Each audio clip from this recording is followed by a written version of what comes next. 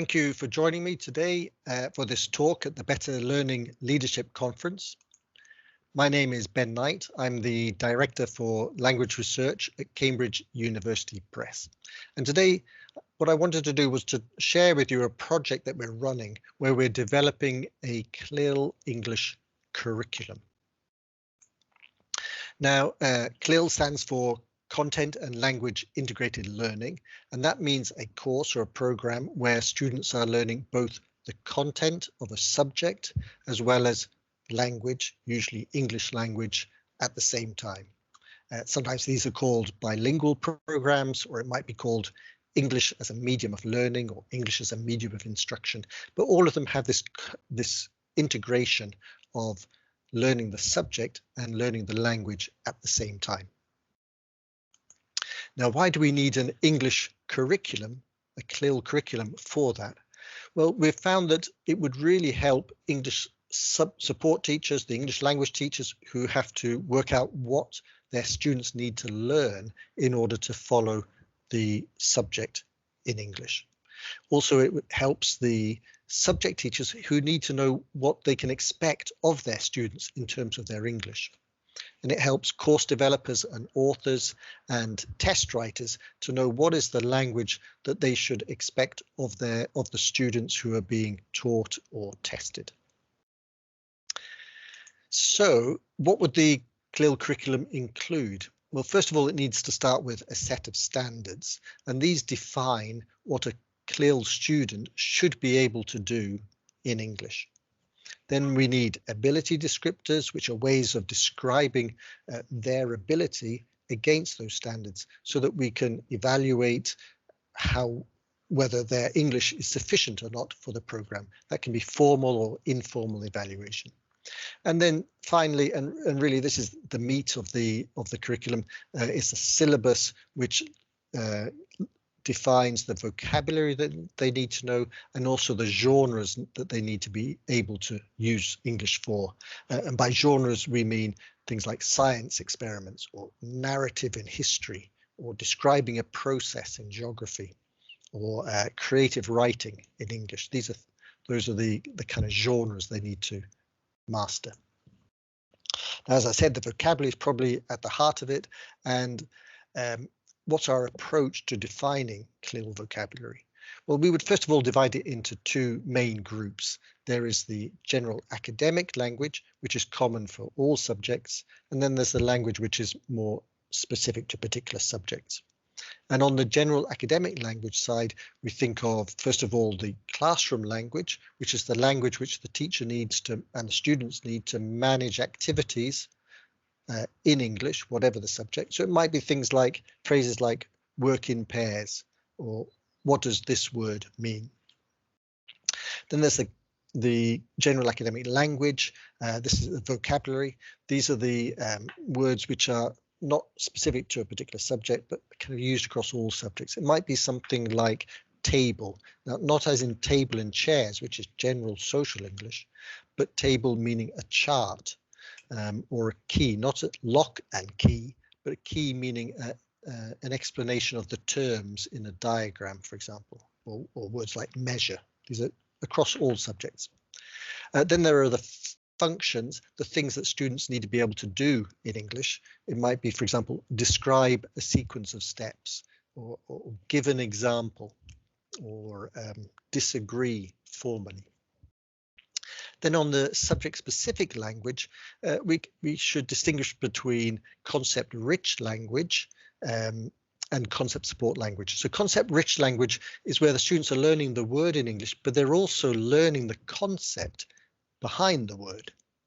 And so that might be, if we think of science or plant science at school, that might include something like words like environment or deciduous, germination, pollen.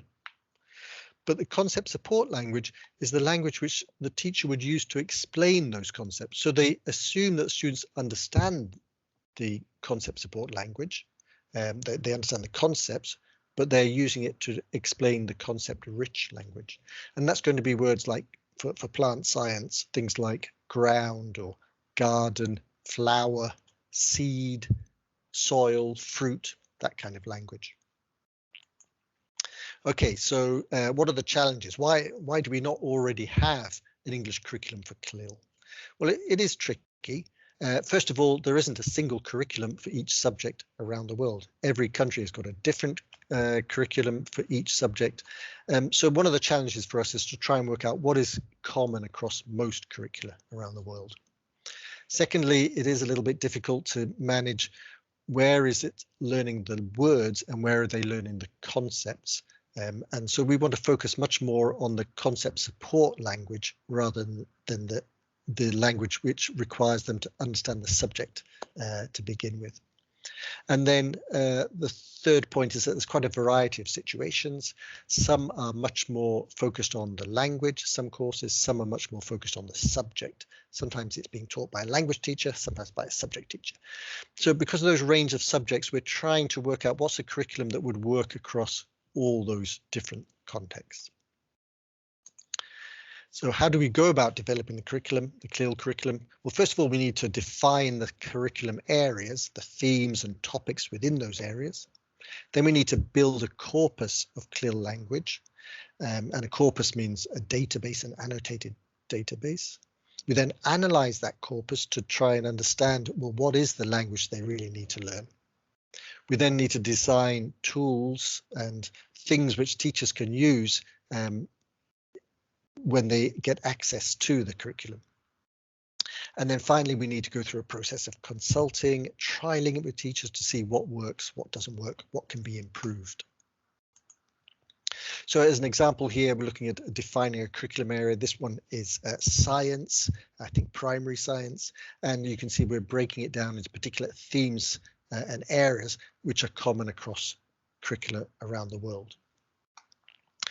Then we can build a corpus to analyze the language for that particular subject or the topics within the subject. So we can look at course books. We feed in the course books into the corpus. We can feed in the exam specifications. You also get model answers to test questions or activities in the course book. We then analyze the corpus, so we look at the frequency and the salience. Salience means which words are particularly important for that subject compared to other subjects. We compare the CLIL corpus to the general English corpus.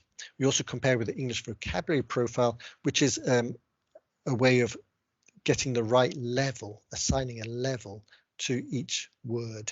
Those are CFR levels, CFR being the Common European Framework of Reference, which is used internationally to define levels in language ability. We also compare it to CFR can-do statements. We have to categorize the words and phrases. Are they general academic language or are they concept rich, etc. And then we need to prioritize, because students can't learn everything.